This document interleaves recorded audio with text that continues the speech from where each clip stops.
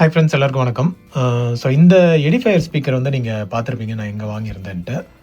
ஆமாம், பல்லாவரம் சந்து தான். ஸோ இது வந்து வாங்கின உடனே சூப்பர் கண்டிஷனில் இல்லை. ஓகே, ஸோ இது வந்து நம்ம வந்து ஆன் பண்ணி பார்க்குறது கூட ஆப்ஷன் இல்லாமல் இருந்தது. என்ன இது வந்து இது இன்பில்ட் ஆம்பிளிஃபயரோடு இருக்கிறது தான். பட் பிரச்சனை என்னென்னா இதில் வந்து ஒயர்லாம் கட் ஆகிருக்கு. ஓகே, அண்ட் மெயின் இது வந்து இதில் உள்ள டெக்ஸ்ட் எல்லாமே பார்த்தீங்கன்னா சைனீஸில் தான் இருக்கும். இது பார்த்தீங்கன்னா உங்களுக்கே தெரியும். இதில் வந்து எனக்கு பெரிய தலைவலி என்ன ஆச்சுன்னா, இதில் எது வந்து வால்யூமு, எது வந்து பேலன்ஸு, என்ன எதுன்னு தெரியல. அதே மாதிரி இதுவும் வந்து கட்டாக இருக்குது. சரிதா? ஸோ இது வந்து இன்புட் ஒயரா இல்லை இது வந்து இந்த ஸ்பீக்கர், இப்போ இந்த ஸ்பீக்கர் பார்த்தீங்கன்னா இந்த ஸ்பீக்கரோட கேபிள் பார்த்தீங்கன்னா அதுவும் வந்து கட்டாக இருக்குது. ஓகே, ஸோ இதுவும் வந்து கட்டாக இருக்குது. ஸோ கன்ஃபியூஷன் என்னென்னா, இது வந்து எங்கே வரும், நம்ம வந்து இந்த மாதிரி ஜாக்கில் வருமா, என்ன எதுக்காக கட் பண்ணாங்க ஒன்றுமே புரியலை. ஸோ அதனால் வந்து நம்ம அப்படியே வச்சுருந்தோம். வெறும் இந்த ஸ்பீக்கர் மட்டும் யூஸ் பண்ணிகிட்டு இருந்தோம். நம்மளுக்கு வந்து ஏற்கனவே ஒரு செட்டப்புக்கு வந்து ஒரு ஸ்பீக்கர் இல்லாமல் இருந்தனால இதை மட்டும் நம்ம வந்து யூஸ் பண்ணிகிட்டு இருந்தோம் கனெக்ட் பண்ணி. ஓகே, ஸோ இப்போ வந்து என்னென்னா இதை நம்ம ரெடி பண்ணலான்ட்டு ஒரு ஐடியா. ஓகே, ஸோ தட் நம்ம வந்து எக்ஸ்ட்ராவாக ஆம்பிளிஃபயர் எதுவும் செட் பண்ணாமல் இதே வந்து நம்ம டெஸ்ட் பர்பஸ்க்கு இதை யூஸ் பண்ணிக்கலாம். ஸோ இதை வந்து நம்ம கனெக்ட் பண்ணிவிட்டு ஆர்சிஏ கேபிள் கனெக்ட் பண்ணி இதை யூஸ் பண்ணிக்கலான்றது தான் ஐடியா. ஸோ இதுக்கு வந்து நான் வந்து ஸ்பேர் ஐட்டம் வாங்கிட்டு வந்துட்டேன். ஃபர்ஸ்ட் ஆஃப் ஆல் இந்த ஸ்பீக்கருக்கு வந்து இந்த சாக்கெட் ஒன்று வாங்கியிருக்கேன். ஸோ தட் நம்ம வந்து இதில் டேரெக்டாக இப்படி கனெக்ட் பண்ணிக்கலாம். ஓகே, இதில் வந்து டேரெக்டாக கனெக்ட் பண்ணிக்கலாம். இது வந்து ஒரு மாதிரி லூஸாக தான் இருக்குது, பரவாயில்ல. இது அப்படியே பர்மனெண்ட்டாக கனெக்ட் பண்ணி வச்சிடலாம். அண்ட் இதுக்கு வந்துட்டு நான் என்ன வாங்கியிருக்கேன்னா இந்த மாதிரி ஒரு சாக்கெட் வாங்கியிருக்கேன். ஆக்சுவலாக இதோட பெட்டர் ஆப்ஷனே ஏதாவது இருந்திருக்கும், ஆனால் இதில் மாட்டவும் முடியாது. ஸோ நம்ம வந்து இப்போதைக்கு முடிஞ்ச ஒரு பெரிய ஸ்க்ரூ இருந்ததுன்னா இந்த வுட்டில் வந்து அப்படியே நம்ம மாட்டி விட்டுடலாம். மாட்டி விட்டால் நம்ம வந்து இதில் அப்படியே கனெக்ட் பண்ணுற மாதிரி கொண்டு வந்துடலாம். ஓகே, ஸோ இதில் வந்து ஸ்க்ரூ ஆப்ஷன் மாதிரி கொடுத்துருக்காங்க, அதை நம்ம ட்ரை பண்ணி பார்க்கலாம். பார்த்துட்டு இந்த ஒயர் இதில் கனெக்ட் பண்ணிட்டோன்னா நம்மளுக்கு வந்து வேலை முடிஞ்சிடும், அப்படி தான் நினைக்கிறேன். ஸோ ஹோப்ஃபுல்லி உள்ளே வேறு எதுவும் பிரச்சனை இருக்கக்கூடாது. ஆனால் ஸ்பீக்கர் குவாலிட்டி சூப்பராக இருக்குங்க. இது வந்து நான் இந்த ஸ்பீக்கரை மட்டும் யூஸ் பண்ணேன். அது சொன்னால் நம்ப மாட்டீங்க, ஒரு இடத்துல வந்துட்டு இந்த லோக்கல் ஸ்பீக்கர் தான் யூஸ்வலாக யூஸ் பண்ணிகிட்ருப்பேன் டெஸ்டிங்க்காக. அதில் ஒரு ஸ்பீக்கர் மட்டும் இருந்தனால இந்த ஸ்பீக்கர் அதோட அட்டாச் பண்ணிவிட்டு எனக்கு என்னன்னா ஒரு சேனல் வந்து பேஸ் வரவே இல்லையே அப்படின்னு சொல்லி செக் பண்ணும்போது பார்த்தா அந்த லோக்கல் ஸ்பீக்கரில் பேஸ் எஃபெக்ட் அவ்வளோ கம்மியாக இருக்குது. இதை போட்டதுக்கப்புறமா தான் டிஃப்ரென்ஸே தெரிஞ்சுது. ஸோ அந்தளவுக்கு வந்து இதில் பேஸ் எஃபெக்ட்டு நல்லாயிருக்கு. ஸோ நம்ம வந்து இதையும் ரெடி பண்ணிட்டோன்னா நம்ம ஈக்குவலாக யூனிஃபார்மாக வந்து கேட்க முடியும். ஸோ அதுக்காக தான் இதை வந்து ரெடி பண்ணலான்ட்டு வாங்க. இதில் வந்து எப்படி ரெடி பண்ணி ஈஸியாக பண்ண முடியுதான்றதை நம்ம செக் பண்ணி பார்க்கலாம். ஓகே,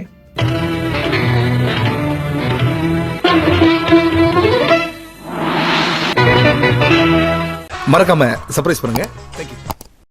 ஸோ ஃப்ரெண்ட்ஸ், ஃபஸ்ட்டு வந்து நம்ம இந்த ஸ்பீக்கர் டு ஸ்பீக்கர் கனெக்ஷன் வந்து ஃபிக்ஸ் பண்ணிடலாம். ஸோ அதுக்கு இந்த சாக்கெட் ஏற்கனவே வாங்கியிருந்தேன்.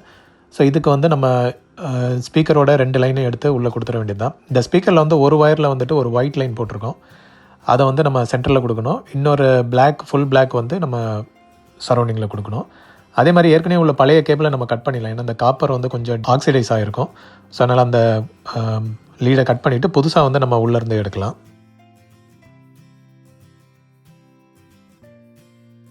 ஸோ இதுக்கப்புறம் வந்து நம்ம அதில் இன்சர்ட் பண்ணி நம்ம கனெக்ட் பண்ணிட வேண்டியது தான்.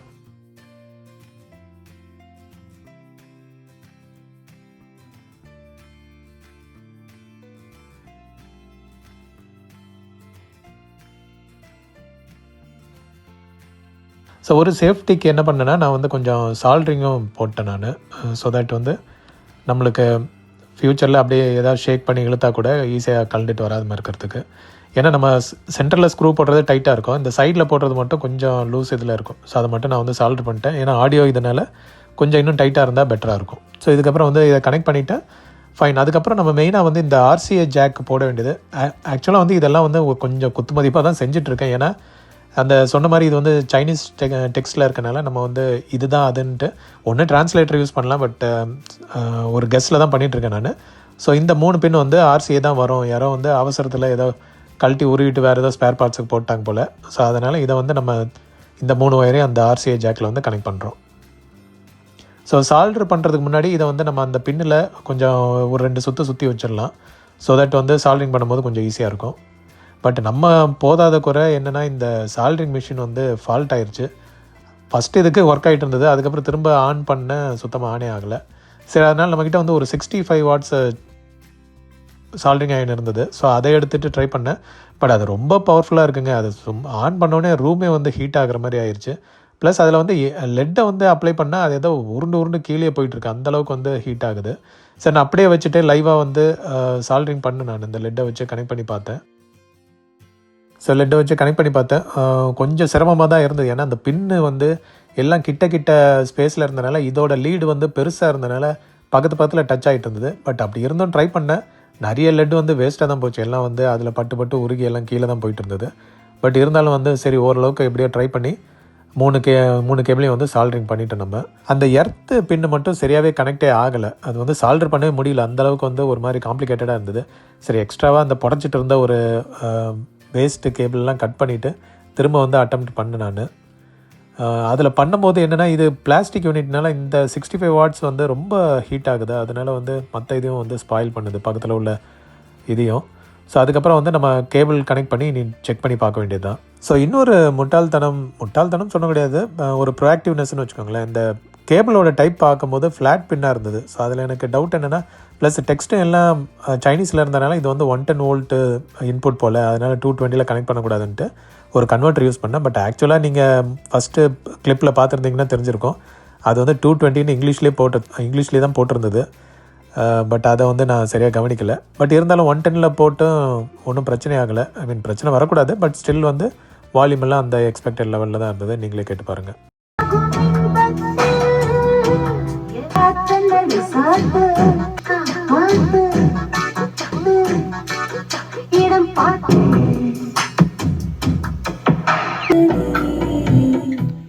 ஸோ 2 ஸ்பீக்கரும் ப்ராப்பராக ஓடுது. அதே மாதிரி இது வந்து பார்த்திங்கன்னா பேஸ் அண்ட் ட்ரபிள் வந்து ஒரே நாபில் கொடுத்துருக்காங்க. ஸோ மிடில் வச்சோன்னா ரெண்டுமே பேலன்ஸ் ஆகிடும். எந்த சைடு மாத்திரமோ அதுக்கேற்ற மாதிரி பேஸாக ட்ரபிளான்றது செட் பண்ணிக்கலாம். இப்போ பார்த்தீங்கன்னா பேஸ் கம்மியாயிருச்சு. இது சென்டரு.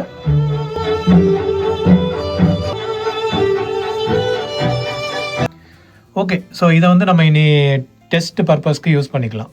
ஏன்னா நம்ம ஆம்பிளிஃபயர் அது இதுன்னு போட தேவையில்லை. இதில் ஆடியோ இன்புட் கொடுத்தே நம்ம வந்து இனி டெக் ஏதாவது டெஸ்ட் பண்ணுறோம் அப்படின்னா இதை வச்சே டெஸ்ட் பண்ணிக்கலாம். So problem solved.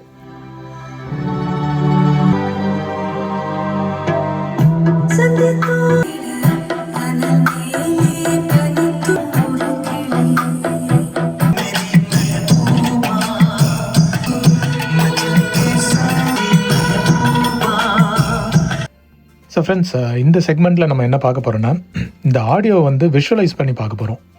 நம்மகிட்ட தான் ஒரு ஆசிலோஸ்கோப் இருக்குல்ல.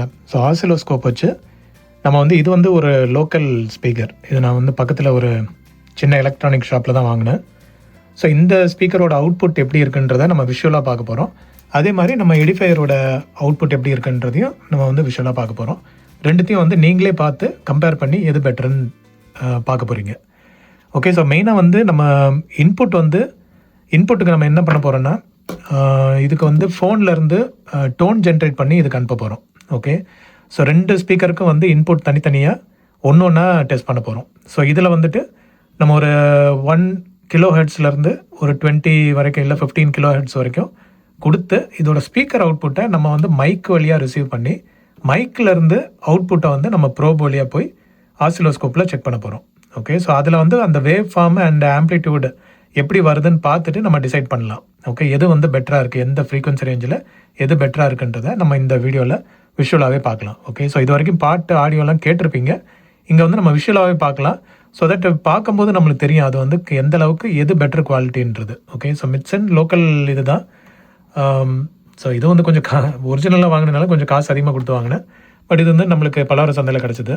ஸோ ரெண்டுத்தையும் வந்து நம்ம செக் பண்ணி பார்க்கலாம். ஓகே, ஸோ ஃப்ரெண்ட்ஸ், இதுக்கப்புறம் வர வீடியோவில் வந்து நிறைய ஒயிட் நாய்ஸ் வந்து ஜென்ரேட் ஆகும். ஸோ உங்களுக்கு அது அலர்ஜிக்காக இருக்குன்னா அப்பப்போ மியூட் பண்ண வேண்டியது இருக்கும். ஸோ முன்னாடியே வார்னிங் கொடுத்துட்றேன். ஸோ அதுக்கேற்ற மாதிரி வீடியோ பாருங்கள். ஓகே ஃப்ரெண்ட்ஸ், ஸோ இப்போ வந்து என்ன பண்ணியிருக்கேன்னா, நான் இதில் வந்து ஸோ ஃபோன்லேருந்து ஒரு டோன் வந்து ஜென்ரேட் பண்ணியிருக்கேன். ஸோ ஃபோனை நான் காட்ட முடியல, ஏன்னா அதில் தான் ரெக்கார்ட் ஆகிட்டுருக்கு. ஸோ ஃபோன்லேருந்து ஒரு டோன் ஜென்ரேட் ஆகுது. இப்போ வந்து இங்கே ஆசிலோஸ்கோப்பில் வந்து ஜஸ்ட் நாய்ஸ் தான் வந்துட்டுருக்கு. இப்போ வெளியே வச்சுருக்கனால நாய்ஸ் வந்துட்டுருக்கு. இப்போ நான் என்ன பண்ணுறேன்னா, இந்த மைக்கை வந்து கொஞ்சம் க்ளோஸராக இதில் ஸ்பீக்கரோடு வைக்கிறேன். ஓகே, வச்சுட்டு இப்போ வந்து ஒரு கையில் ஆப்ரேட் பண்ணுறதுனால கொஞ்சம் இதாக இருக்கும், கஷ்டமாக இருக்கும். அதனால் நான் எப்படி பண்ணுறேன்றதை எக்ஸ்பிளைன் பண்ணிடுறேன் ஃபஸ்ட்டு. அதுக்கப்புறம் நீங்கள் பாருங்கள். ஓகே,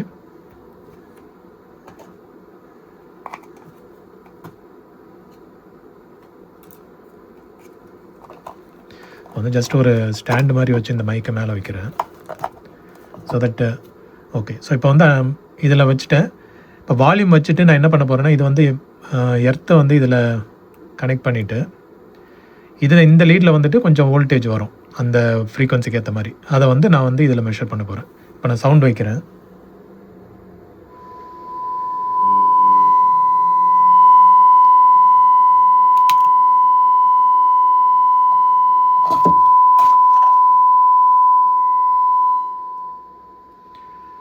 ஓகே, சவுண்டு அதிகமாக இருந்தனால டப்பாவை தள்ளி விட்டுருச்சு. பட் எனிவே இந்த இதுலேயும் கேட்குதுன்னு நினைக்கிறேன். இப்போ வந்து வால்யூம் வைக்கிறேன் நான்.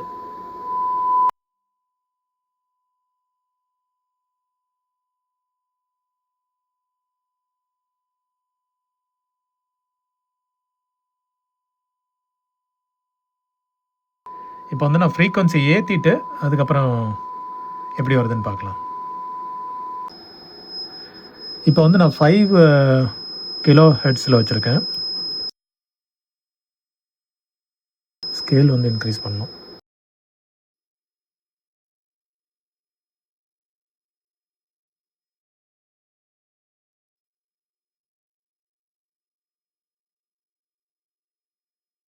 இதில் நீங்கள் 2 வேவ் பார்க்கலாம். ஒரு மாடுலேட்டட் வேவ் ஒன்று இருக்குது. அது என்னென்னா, இந்த வெளியே இருந்து ஒரு 50 ஹெர்ட்ஸ் வந்து சிக்னல் ரிசீவ் ஆகிட்டுருக்கு. எனக்கு தெரிஞ்சு இந்த எலக்ட்ரிக்கல் லைன்லேருந்து ஏதோ ஒரு 50 ஹெர்ட்ஸ் வந்து லீக் ஆகிட்டுருக்குன்னு நினைக்கிறேன். அது வந்து இதை மாடுலேட் பண்ணிகிட்ருக்கு. ஸோ நீங்கள் உள்ளே பார்க்கலாம், அதோட ஆக்சுவல் 5 கிலோ ஹெர்ட்ஸான வேவ் வந்து உங்களால் பார்க்க முடியுது. ஓகே,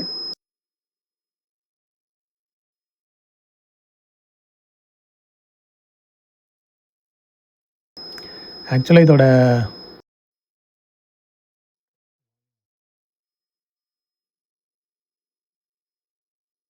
ஸோ இந்த வேவ் ஃபார்மும் வந்து ஓகேவாக தான் இருக்குது.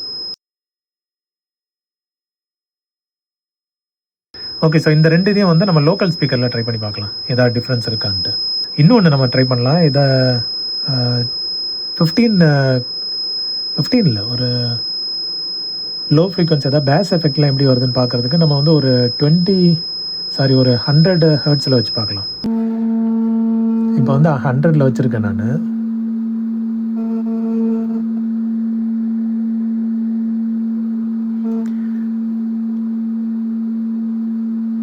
இதில் ஒன்று நோட் பண்ணிங்களா, நான் வந்து ப்ரோபை கனெக்ட் பண்ணல, அதில் ஒரு வேவ் காட்டுது பார்த்தீங்களா. இது வந்து 50 ஹெர்ட்ஸ் எங்கே அந்த பவர் லைன்லேருந்து வருதுன்னு நினைக்கிறேன். இப்போ நான் வந்து 500 இதில் வந்து இப்போ ப்ரோபை வைக்கிறேன். இப்போ 500க்கான டோன் மாடுலேட்டடாக வருது பார்த்தீங்களா. ஸோ லோ பேஸும் வந்து சூப்பராக வருது இதில். ஓகே, ஸோ இப்போ இந்த டெஸ்ட்டை வந்து இந்த ஸ்பீக்கரில் கண்டினியூ பண்ணலாம். ஓகே ஃப்ரெண்ட்ஸ், ஸோ இப்போ வந்து நான் இந்த ஸ்பீக்கரில் கனெக்ட் பண்ணியிருக்கேன், மைக் கொடுத்துருக்கேன். இப்போ வந்து அதே மாதிரி தான் ப்ரோப் அட்டாச் பண்ணியிருக்கேன். பை டிஃபால்ட் வந்து ஒரு 50 ஹெர்ட்ஸ் வந்துட்டுருக்கு. ஸோ இப்போ நான் இதில் வால்யூம் வைக்கிறேன்.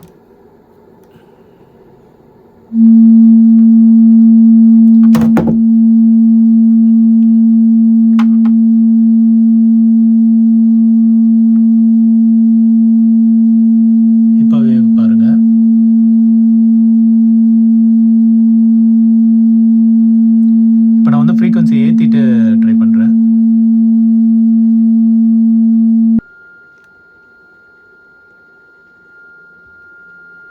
ஓகே, ஸோ இப்போ வந்துட்டு 1 இதில் வச்சுருக்கேன். ஸ்கேல் கொஞ்சம் இன்க்ரீஸ் பண்ணணும்.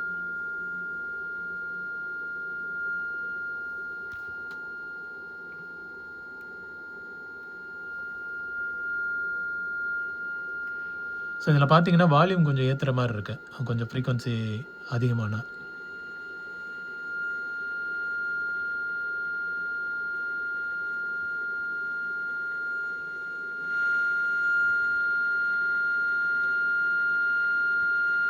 ஸோ கிட்டத்தட்ட வந்து வால்யூம் இன்க்ரீஸ் பண்ணால் தான் அந்த ஃப்ரீக்வன்சி மேட்ச் ஆகுது, அதாவது சவுண்ட் அவுட்புட் வந்து மேட்ச் ஆகுது.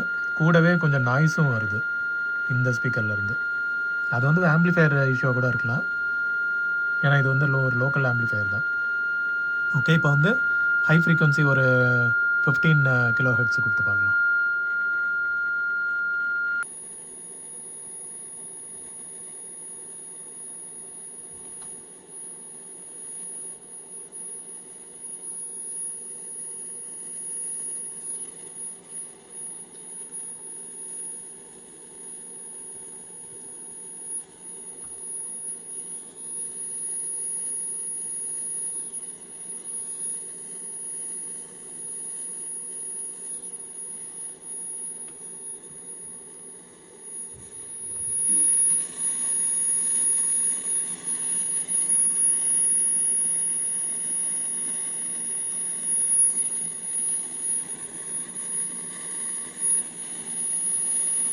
மக்களே, இது வந்து பார்த்தீங்கன்னா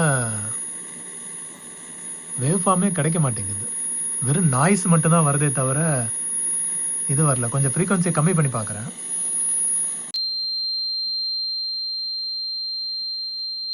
நான் வந்து 5 கிலோ ஹெர்ட்ஸில் கொடுத்துருக்கேன்.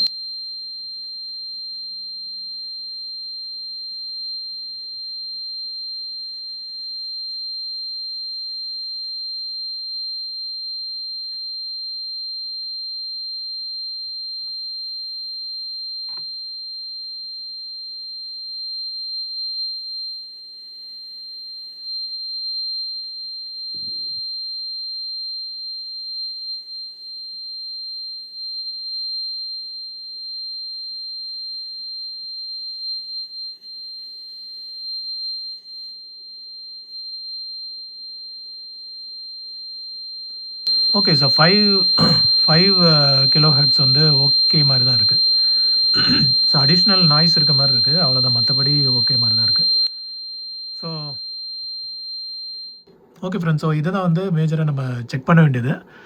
ஸோ சாங்ஸ் எடுத்துக்கிட்டிங்கன்னா நிறைய வந்து ஃப்ரீக்வன்சி வேரியேஷன்ஸ் வரும். ஓகே, ஸோ அந்த ஃப்ரீக்வன்சி வேரியேஷன்ஸ் எல்லாம் ஸ்பீக்கர் வந்து ப்ராப்பரான குவாலிட்டி ஸ்பீக்கராக இருந்தால் மட்டும்தான் அதை வந்து ப்ராப்பராக ரீப்ரொடியூஸ் பண்ணி நம்மளுக்கு வந்து காதுக்கு கொண்டு வரும். ஓகே, ஸோ இந்த ஸ்பீக்கர் ஓகே தான், ஐ மீன் பேடுன்னு சொல்ல முடியாது, மிட்சனோடது நல்லா தான் இருக்குது. ஆனால் லோ ஃப்ரீக்வன்சி வரும்போது கொஞ்சம் வந்து எஃபெக்ட் கம்மியாக இருக்க மாதிரி இருக்குது. அதே மாதிரி கூடவே நாய்ஸ் வருது, அது மேபி ஆம்பிளிஃபையரோட இஷ்யூவாக இருக்கலாம், ஏன்னா இது வந்து ஒரு லோக்கல் ஆம்பிளிஃபையர் தான். அண்ட் ஹை ஃப்ரீக்வன்சிலாம் போகும்போது ரொம்ப வால்யூம் வந்து கம்மியாகுது. ஸோ நம்ம வந்து இதில் பாட்டு கேட்கும்போது ஒரு மிட் ரேஞ்சில் வந்து இந்த மாதிரி ஸ்பீக்கர்ஸ் எல்லாம் வந்து சூப்பராக அவுட்புட் கொடுக்கும். லோ பேஸ் எஃபெக்ட் அதிகமாக இருக்குது, இல்லைனா ஹை ஃப்ரீக்வன்சி இந்த சில் எஃபெக்ட் அதிகமாக இருக்குன்னா அது வந்து ரீப்ரொடியூஸ் பண்ணுறதுக்கு கொஞ்சம் ஸ்ட்ரகிள் பண்ணும். ஸோ அதுவே வந்து இந்த எடிஃபையர் மாதிரி ஸ்பீக்கர் எடுத்துக்கிட்டிங்கன்னா இது வந்து நம்மளுக்கு ஒரு பெட்டர் ஆப்ஷனாக இருக்கும். ஐ மீன் இதோட சூப்பர் ஸ்பீக்கர்ஸ் எல்லாம் இருக்குது, பட் கிடைச்சதை வச்சு சொல்கிறேன் நான். இந்த எடிஃபையரில் வந்துட்டு இந்த ஸ்பீக்கரோட, இந்த லோக்கல் ஸ்பீக்கரோட இது வந்து பெட்டராக இருக்குது. ஸோ அதை வந்து நம்ம வேவ் ஃபார்ம்லேயும் பார்த்தாச்சு, ஆடியோ கேட்டாலும் பெட்டராக தான் இருக்கும். பட் ஆடியோ போட்டோன்னா இப்போ காப்பிரைட் இஷ்யூ தேவையில்லாத தலைவலி. ஸோ அதனால் இந்த வேவ் ஃபார்ம் வச்சு உங்களுக்கு தெரிஞ்சிருக்கும். ஓகே, ஹோப்ஃபுல்லி இந்த வீடியோ கொஞ்சம் இன்ஃபர்மேட்டிவாக இருந்திருக்கும்னு நினைக்கிறேன். மீண்டும் ஒரு விண்டேஜ் வீடியோவில் உங்கள் எல்லோரும் மீட் பண்ணுறேன். Thank you and have a nice day friends. By.